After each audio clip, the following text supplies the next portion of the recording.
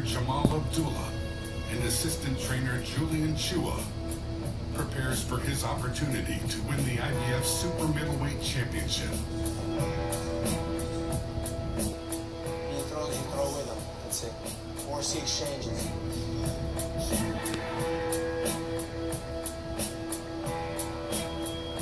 Sometimes you still let your left leg lead you to the right, instead of letting the foot just step over your right leg. Yes. His path to this title fight was not a typical boxer's journey. Instead, the Chicago, Illinois native found the boxing gym in a roundabout way. I'm a very passive, laid-back person, but when it comes to sports, the competition side comes out of me, and I turn a switch. I become a different person. And even at a young age, I had this competitive nature in me that I always wanted to win, always wanted to be the best, and I was constantly getting in fights in sports. I remember I was a goalie in hockey. I was about 8 years old, and we were going through a line, shaking hands, saying, good game, and I remember this kid spit in my face, and right then and there, I punched him in the face.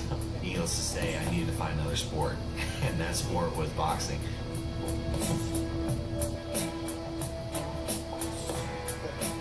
Okay, you got it? What I loved about boxing was that one-on-one aspect. You know, every other sport, there's timeouts, there's other players you have to rely on, and I think there's a beautiful thing that one punch can change anything. And so I was drawn to that. I was obsessed. Feint with the right hand jab is nice. It's nice. It's solid. His obsession carried over into college as a member of the boxing club at the University of Notre Dame. He graduated with a degree in finance and was faced with a decision: accept an opportunity to work on Wall Street or continue to pursue the sport he loves. 1-2 liver punch. That's right. I'd worked so hard to get my finance degree, but I honestly wanted to pursue my dream. And I had so many people, even friends and mentors, that told me not to go down this road, told me how dangerous it was and that I should take the safe route. Okay. Yeah, don't pop up on it. Don't pop up on the ankle. If I was given the opportunity, I would have took the job on Wall Street. It's a safer job. I mean, here you get up, you have to train, you have to go to the gym, you have to spar. Every day is work. You know, I mean, really work.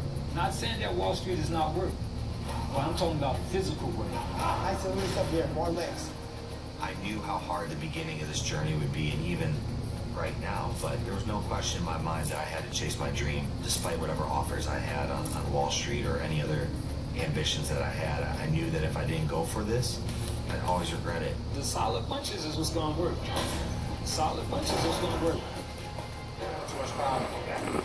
I never worked with anybody like Mike. Very smooth. With the education that Mike has, he's the kind of kid that some people would look at and say, oh, he's a rich kid, he don't need to do this and he don't need to do that. But Mike don't look at his life that way. He's one of those guys that he'll get down in the grind and he'll grind right along with you. Add your right hand. Good. Should hit the chest. That's right. I say do what you love. Period, point blank. Whatever you want to do what you love. And one thing I know about Mike is gym fighters, and there's fighters who show up at the fight. He's not a gym fighter. He's a guy who shows up at the fight. 1-2.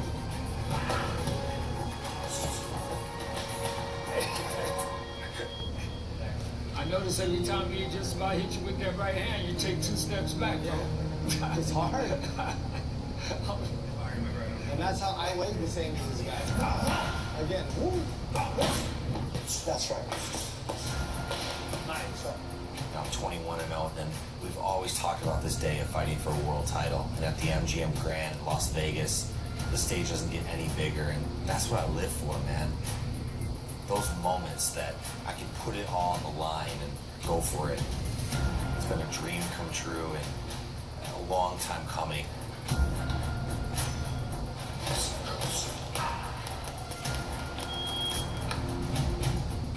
When it comes to Caleb Plant, I don't worry about anything. I know he's an extremely good boxer, but a lot of people come out good at boxing until they get hit. Once they get hit, again, boxing changes. I think that he's never fought a guy like me. You know, you look at all of Caleb's fights, most of the guys he fought are middleweights. I'm a light heavyweight coming down to 160. 168. I got power, I got pop. He'll see. He's never been hit by someone like me. Being an underdog, that's something Mike loves. He loves being underdog.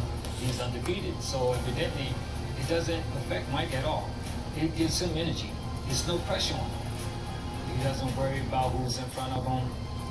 He's the kind of kid that if it's a challenge, he wants to accept it. Courage is not the absence of fear. Courage is being scared and walking through. When very few people know what that feeling is, walking through a tunnel and having thousands of people screaming, knowing you're about to step into a ring. Some people run away from that, some people run into it.